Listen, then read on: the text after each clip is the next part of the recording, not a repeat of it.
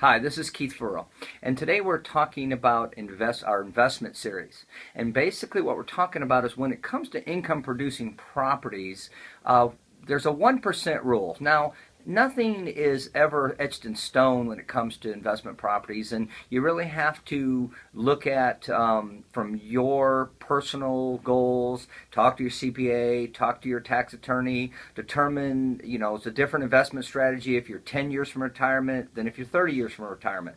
But basically the 1% rule says this: if a property costs $200,000, if that's the amount of acquisition cost for you, will it rent for $2,000 a month?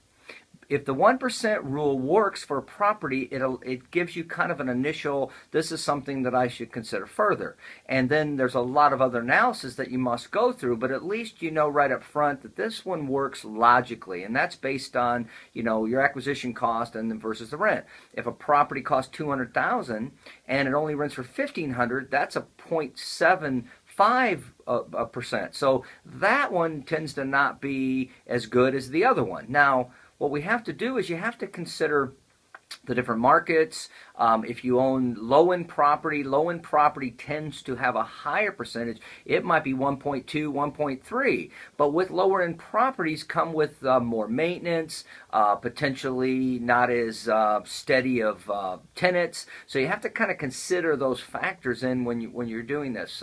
Many of the investors that I know would rather go more mid-range in single-family neighborhoods that are mostly owned by families, and they'd rather own rental properties or income property producing properties in those areas. So that's the basic rule for the 1%. And again, if it starts that and starts there and it seems like something worth investigating, you can call us at Keith Furrow Associates and we'll help you analyze this a lot more thoroughly. Thank you. Have a great day. Keith Furrow.